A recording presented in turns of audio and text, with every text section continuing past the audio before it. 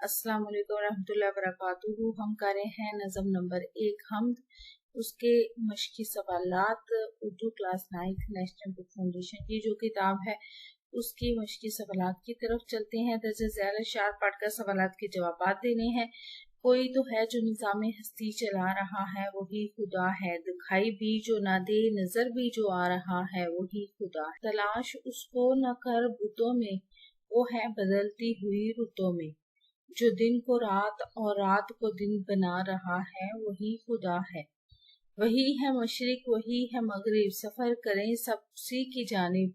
हर आईने में जो अक्स अपना दिखा रहा है वही खुदा है।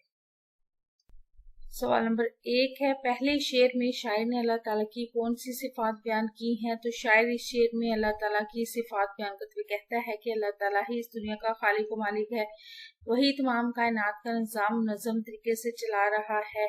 और अल्लाह ताला नजर नहीं आता हमें, लेकिन कायनात की हर शय उसकी मौजूदगी का मजहर है, उसकी यानी अल्लाह ताला की मौजूदगी का सबूत देती है कोई तो है जो इन सब का बनाने वाला है। सवाल नंबर 2 है कि दूसरे शेर में शायर ने अल्लाह ताला के मौजूद होने की क्या दलील पेश की है? दूसरे शेर में शायर अल्लाह ताला के मौजूद होने की दलील पेश करते हुए कहता है कि अल्लाह ताला की जात वाहिद ला शरीक है, इसलिए तुम इसे बुतों में तलाश ना करो, बल्कि वो तो कायनात के जर्रे जर्रे में मौजूद है। और वो दलील के तौर पर कहता है कि दिन को रात और रात को दिन बदलने वाली जात भी अल्लाह ताला की ही है। हम अल्लाह ताला को बदलते हुए मौसमों में भी तलाश कर सकते हैं, क्योंकि मौसमों का अपने मुकर्रर वक्त पर बदलना अल्लाह ताला की हिकमत की निशानियां हैं। तीसरा सवाल है, इन अशआर का मरकजी ख्याल लिखिए। तो अल्लाह ताला ही इस दुनिया का खालिक व मालिक है और वही तमाम निज़ाम मुनज़्ज़म तरीके से चला रहा है।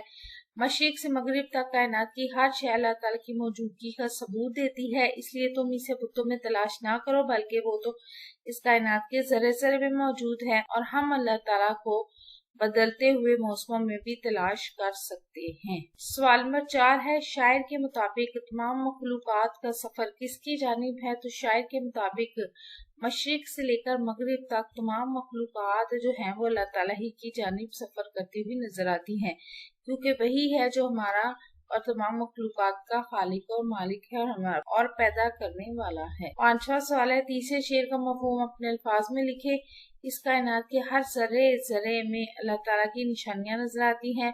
मशरिक से मगरिब तक जहाँ तक भी नजर दौड़ाएं हर चीज अपने पता करने वाले की गवाही देती नजर आती है। अगर हम गौर करेंगे तो इस कायनात की हर शय में हमें अल्लाह ताला का अक्स नजर आता है, गोया हर चीज इसके होने का सबूत पेश करती नजर आती है। तराकीब लफ्जी, अरबी और फारसी अदब में दो मुफरद अल्फाज को जेर या हमजा के जरिए एक मुरक्कब लफ्ज बना दिया जाता है, जिससे एक नया सितारा और तरकीब नए मानी लिए हुए वजूद में आती है। दो लफ्जी फारसी तरकीब के लफ्जों की तरतीब बदल दें, दूसरे लफ्ज को पहले ले या पहले को आखिर में, इनके दरमियान का या मोनस के लिए की लगा दे।